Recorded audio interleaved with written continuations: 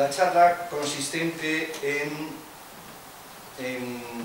cómo es nuestra Constitución desde el punto de vista de las Fuerzas Armadas, cómo ha sido su origen, su génesis y su posible modificación. Desde luego, unas Fuerzas Armadas, unos ejércitos nacionales, es una obviedad que hay que considerar que estamos hablando de ejércitos nacionales. No se ha hablado apenas de la Constitución en sí, de su origen. De forma rápida quiero decirles que tiene sus sombras. Es una Constitución propia de un sistema liberal. Es una Constitución que, por mucho que se haya dicho que es sucesión por la ley de la reforma política, no es una reforma, se cambió de un régimen drásticamente, pasando por la demolición del anterior al actual, a un sistema liberal. En este contexto también quiero decir que las sombras pueden ser, o debemos tenerlas presentes, aunque sean rápidas, que efectivamente no fueron cortes constituyentes, que el rey no lo sancionó, no la juró, son detalles de forma, pero están ahí, y que en cierta medida, en ese sentido, podría compararse a una carta otorgada. Porque los críticos que dicen que las leyes fundamentales del sistema anterior eran no sé qué, bueno, sombras tienen todos. También voy a lo largo de la exposición, ver cómo se han hecho las cosas en realidad, porque una cosa es cómo se dice, o el texto, o la teoría, y otra cosa es la práctica. Empezando por la misión de las Fuerzas Armadas.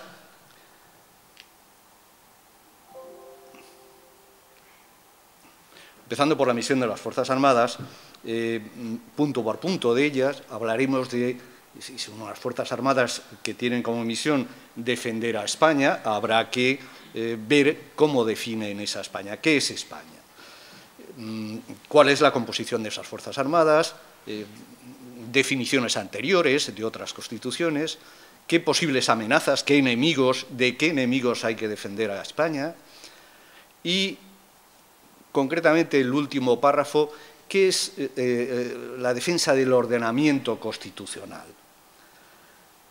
Por supuesto, también en la Constitución, no solo en el título preliminar, es importante decirlo, está la misión, hay en otros articulados partes que afectan a las Fuerzas Armadas, como que el rey es el mando supremo, las fuerzas que contiene, cuál es la composición de esas Fuerzas Armadas, el servicio militar, el que puede haber un servicio civil, y a la vez una de las primeras, una de las muchas contradicciones es que al hablar del servicio militar da por sentado el derecho a la objeción de conciencia. Esa dualidad de la Constitución la encontramos al hilo de esto que estamos haciendo, analizando la misión, pero está en muchos otros puntos.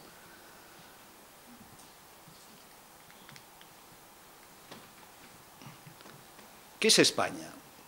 ¿En qué consiste la integridad? Si no hemos dicho, si no define, si no está escrito, si determinado territorio forma parte de la unidad nacional, ¿cómo se sabe si se pierde o se gana? ¿Qué es la soberanía nacional? ¿Defenderla de quién? Porque, como dice nuestro presentador, nuestro patrocinador, La Cruz y la Espada, hay que defenderla supuestamente amenazas externas. Pero ¿y qué pasa si las amenazas son internas? Como es el caso, porque la propia Constitución, en otro artificio digno de tener en cuenta y llamativo, dice una cosa y la contraria.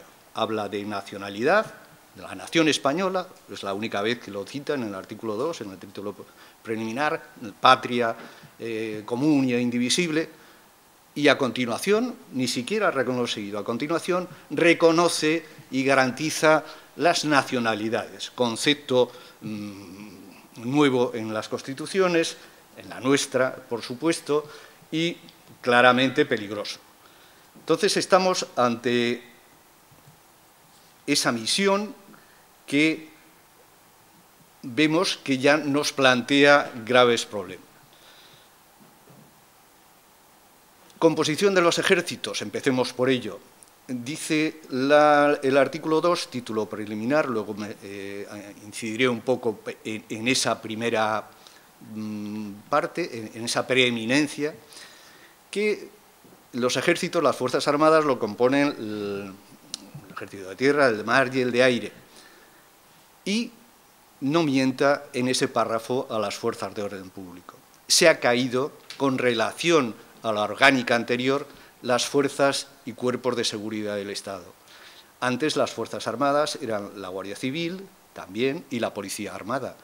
Tenían el Código de Justicia Militar, estaban sujetos, estaban en el organigrama. Se han caído.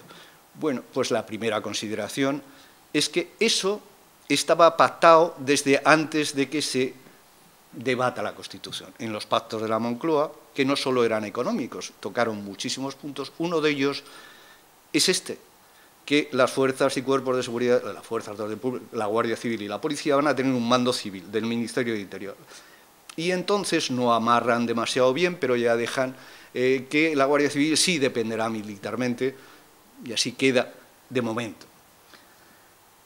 Ese punto da pie a que muchos, este punto histórico, esto que se había pactado antes de los debates parlamentarios, de las cámaras, de esas cortes constituyentes o no, venía impuesto por esos acuerdos que se publican en Diario Oficial, no son entelequias, no es cuestión de periodismo amarillo, existe. Da pie a que muchos, por ejemplo, les pongo esa frase, digan que es una Constitución que no es tanto la letra, sino los pactos que se habían hecho anteriormente. Avanzando en ello,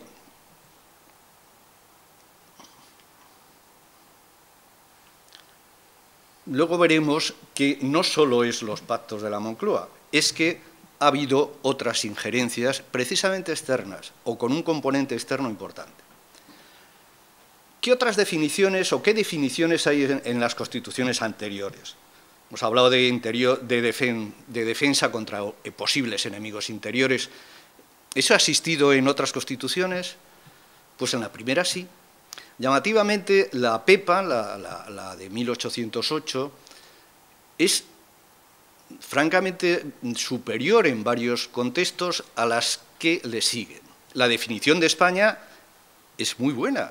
El rey de las Españas habla de las Españas a la vez que habla de nación, no habla de las naciones, habla de la nación española, habla de las Españas, de los españoles de ambos ministerios, está diciendo, sin hacer una lista detallada, de que las provincias americanas, las provincias de ultramar son España. Habla de la religión, habla de en el nombre de Dios arranca. En fin, está definiendo a España mucho mejor que lo hace la del 78.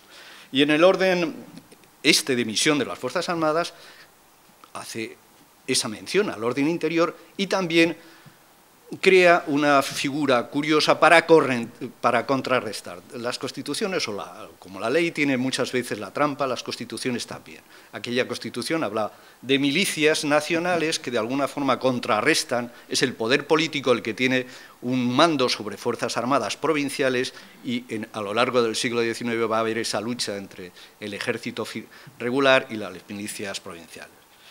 Las posteriores siguen igual, quizá la más llamativa sea el proyecto de la Primera República, que habla de la unidad, hablando de estados, habla de la unidad e integridad de la nación y detalla todos los territorios que componen el Estado. Distingue entre estados y territorios, por ejemplo, Filipinas es territorio, pero bueno, detalla. O sea, hay constituciones, hay antecedentes que fijan claramente lo que quieren decir con esos conceptos fundamentales. La del 31 habla de los límites y Pasamos entonces, a continuación, al claro antecedente de la Constitución del 78, que son las leyes fundamentales. Las leyes fundamentales van desgranándose, van surgiendo desde el año 38, en plena guerra, hasta el año 67, pero van fijando unas garantías, unas leyes que difunden y generan una especie de constitución muy detallada y bastante avanzada. Concretamente, la definición de España de los principios del movimiento es francamente buena y envidiable. Aparte de hablar de que España es una unidad de destino universal, de que la ley de Dios bajo la doctrina, siguiendo la doctrina de la Santa Madre Iglesia, de que España es una raíz de pueblos, está hablando de Hispanoamérica, habla de la unidad, habla de la independencia, habla del hombre como... La definición de España que hacen los principios del movimiento sobre ser envidiable en su contenido moral, en su contenido espiritual, es muy detallada y es muy buena. Por otra parte, la misión de las Fuerzas Armadas que dibuja la Ley Orgánica del Estado también es muy buena y merece la pena leerla también. Ahí es donde habla de que las Fuerzas Armadas lo componen los ejércitos de tierra, mar y aire y las fuerzas de orden público que garantizan la unidad e independencia de la patria. La seguridad nacional, habla concretamente de la seguridad nacional, porque en la definición del 78 no aparece, y el orden institucional que no es lo mismo que ordenamiento constitucional. Las instituciones es una cosa distinta, es cada una de las organizaciones fundamentales del Estado, por decirlo así, que sustentan los pilares de la familia, el religioso, la economía.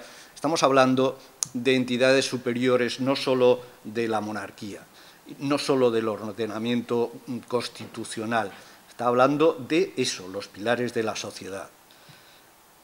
Esas leyes fundamentales, curiosamente, están en vigor cuando yo inicié la carrera militar y, curiosamente, no se estudiaban, desgraciadamente no se estudiaban, por supuesto no se juraban. Ahora, desde el año 99, se juran en el acto del jurado de bandera. A muchos funcionarios, para llegar a su puesto, le hacen jurar la Constitución. Entonces no se hacía. Posiblemente porque ya el régimen estaba bastante sujeto a demolición. Con relación a ese orden institucional,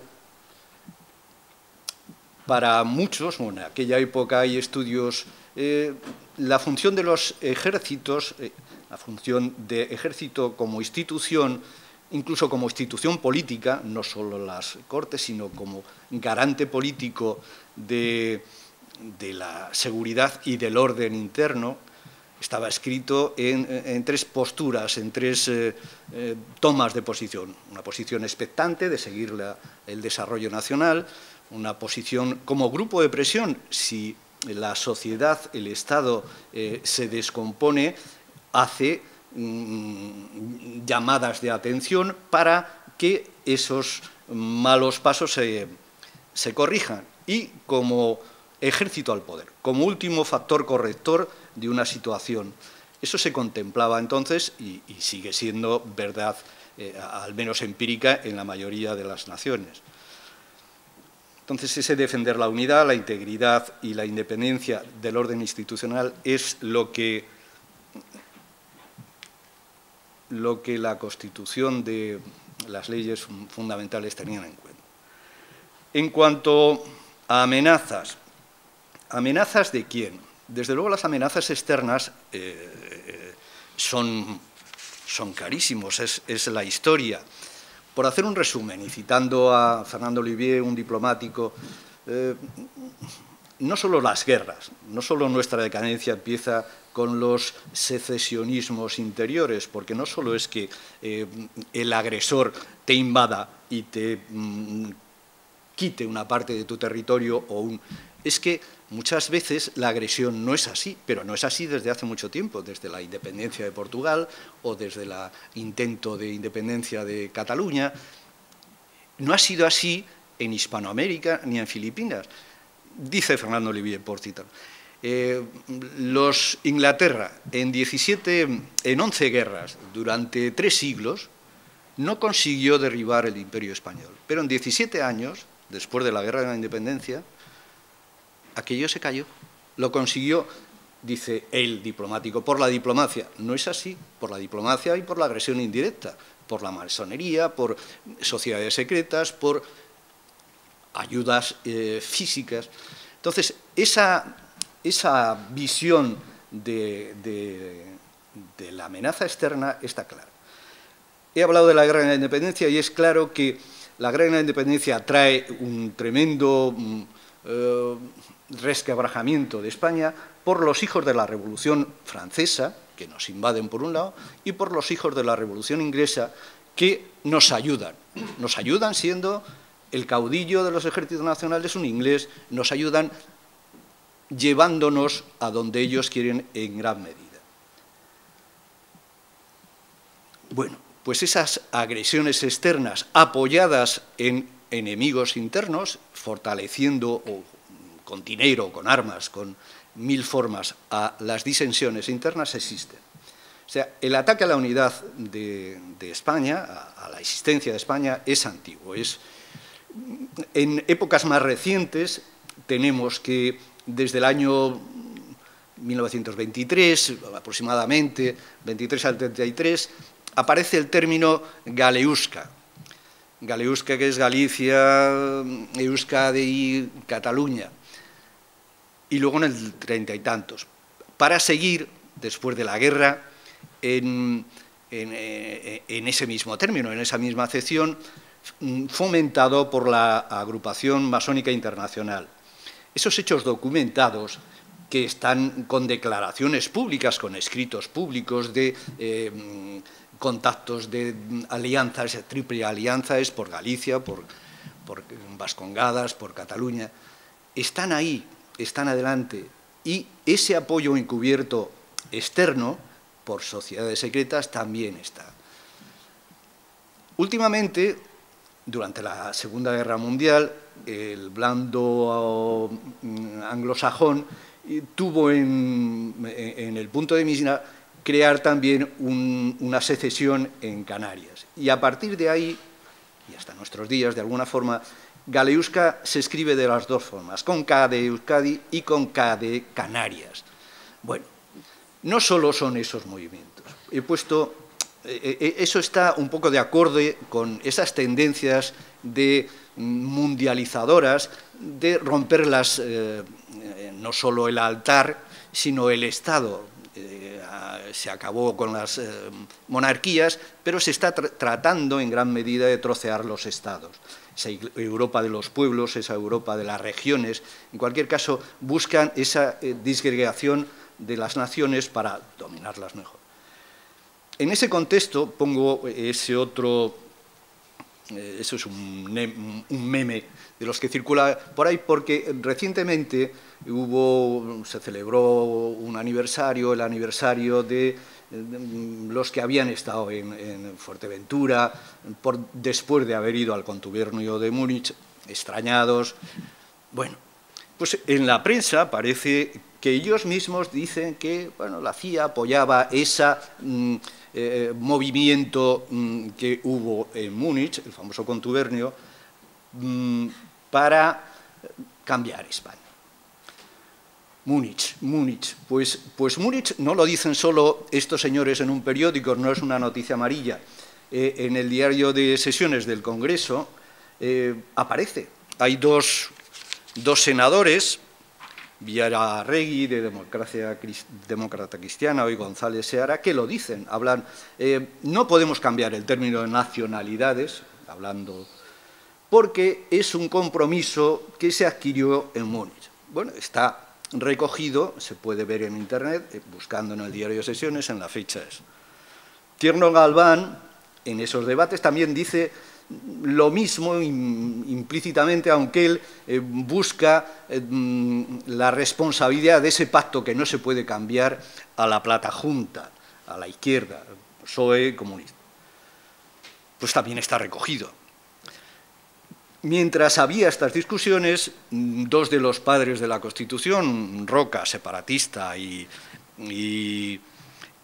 Soletura, comunista, estuvieron a punto de romper esa mesa de redacción de la Constitución si seguía debatiéndose, porque tenía que salir sí o sí el término de nacionalidad. Miguel Herrero y Rodríguez de Miñón escribe, y se recoge por ahí en varios libros que citan textualmente sus palabras, que él cedió, al final cedió UCD, aceptó las nacionalidades, el término, pero de alguna forma le echa la culpa a Íñigo Cavero, democracia cristiana, luego va a tener que ver con el divorcio, como el campeón de esas nacionalidades. Íñigo Cavero había estado también en Múnich, curioso tenerlo en cuenta. Y dice también Herrero Rodríguez de Miñón que el término se podría haber evitado porque tanto Pujol como el PNV estaban de acuerdo en no poner nacionalidades y poner pues, el Principado de catalán, o términos históricos, pero no la palabra en sí, nacionalidades, con la carga peligrosísima que tiene. Señoría de Vascongadas, pues no se hizo, salió lo que tenía que salir supuestamente por esos pactos previos. Pactos previos que hemos dicho que se hacen en el exterior y que la CIA apoyaba, o si no, desde luego la masonería organizaba, orquestaba estas cosas. Hubo debates importantes, hubo debates hubo propuestas, incluso por miembros próximos al poder, Díez Alegría, no salió porque no podía salir. Torcuato Fernández Miranda, que era el autor de esa transición de la ley a la ley, de este cambio tal, también se opuso, hasta el punto que no firmó la Constitución y hasta el punto que esa toma de postura sirvió para que fuera defenestrado automáticamente. Y en pocos años murió, no se sabe muy bien, pero desde luego desterrado, desterrado no, pero en Inglaterra, absolutamente proscrito. Incluso Suárez no fue a su entierro. Al poco de la Constitución, cuando se estaba votando el Estatuto de Autonomía de Cataluña, Blas Piñar dijo que, bueno, aparte de documentar la burrada suicida del término nacionalidad, es que en 2 años, en 2 generaciones, perdón, 50 años, si hablamos de 25 o 50 años, España no se podría ser español y catalán. Llevamos 40 y estamos viendo que no está nada descaminado. Pero lo tremendo es que en esa votación del Estatuto catalán se quedó él solo en la oposición, fue el único voto negativo. Se había ido creando una clase dirigente que claramente favorecía este suicidio nacional. ¿Y qué ha pasado con las Fuerzas Armadas y la defensa del ordenamiento constitucional? Pues más o menos igual que con los ejércitos y la defensa del orden institucional con relación a las leyes fundamentales. Se han ido doblegando, desgraciadamente, y no se ha defendido. Pero no se ha defendido, como luego diré, no solo en aspectos que le afectan a ellas, sino en todo el ordenamiento nacional. La Constitución solo se ha modificado 2 veces precisamente por presiones externas, por atender a las peticiones de Maastricht, a las imposiciones de Maastricht, a la Unión Europea, y por la estabilidad parlamentaria, lo mismo, Europa, imposiciones externas. Pero sin modificarse se ha ido sorteando, se ha ido eludiendo, se ha ido quebrantando en 1000 cosas.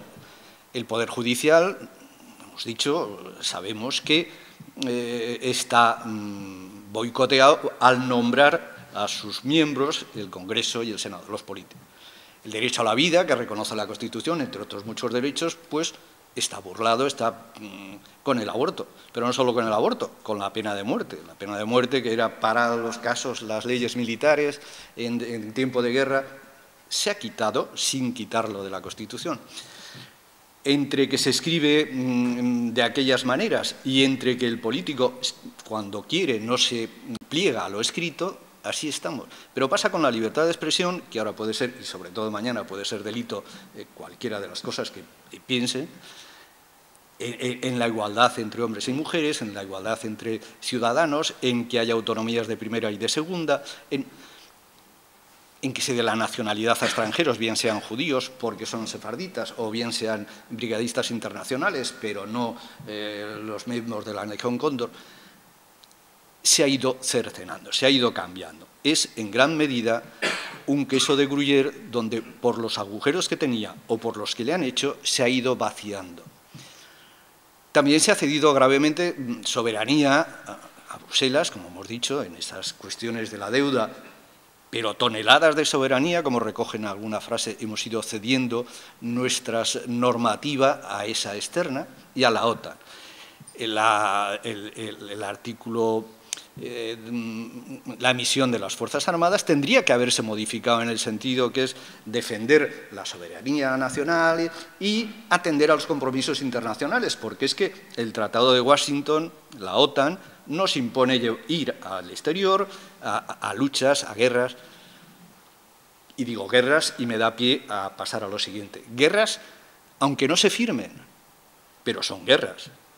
Más que hablar de Yugoslavia, de Afganistán, se ha cambiado, y ya me meto en los temas nacionales, se ha cambiado, el rey ya no es el jefe de las Fuerzas Armadas. En la práctica ya no lo es, tampoco hemos defendido eso.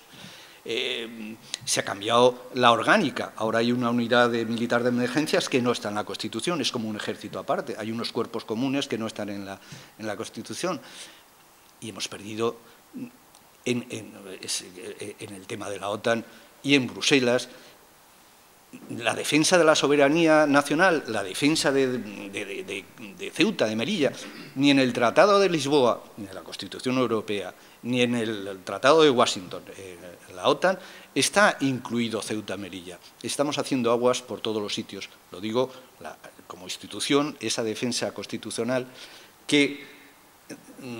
del ordenamiento constitucional, que como he dicho antes y repito, a partir del año 99 se jura ya, cuando se jura bandera, cuando se juran muchos cargos, se jura la defensa de la Constitución, cosa que antes no se hacía, esa imposición no se hacía.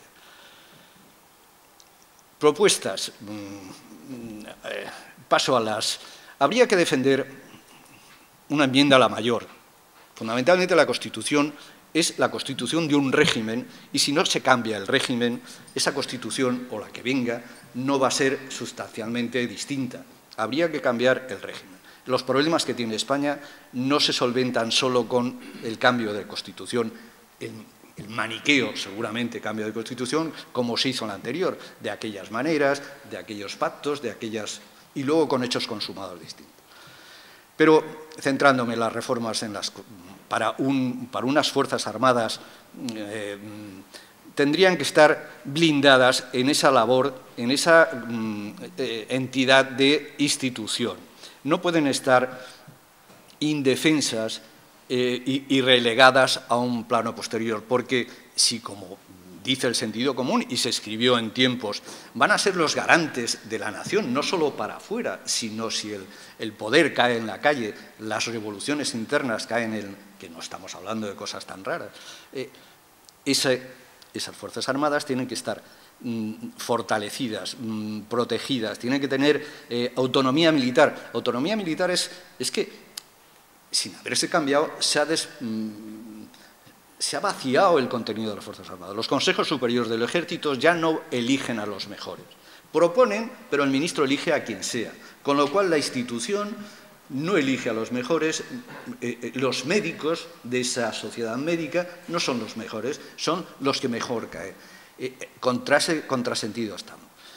La jurisdicción militar, cuando en tiempo de guerra, en zona de combate, tiene que tener, pues no existe, prácticamente ha desaparecido.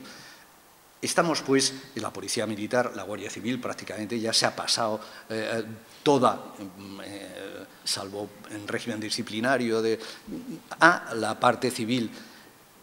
La protección civil ya no es defensa pasiva, el Estado no tiene ese medio organizado jerárquicamente. Cuando hay una nevada no sé qué, no va a protección civil, tiene que ir la UME, pero esa protección civil no es de defensa. Estamos, pues, habría que hacer una ley de movilización nacional porque es de las leyes que nos ha tocado, es decir, se ha dejado pudrir. Padre, queridos oyentes, con esto les dejo porque se nos acaba el tiempo, pero creo que hemos dado una visión general de lo que puede ser la visión de la misión de las Fuerzas Armadas y la evolución de nuestra Constitución al hilo de esas Fuerzas Armadas.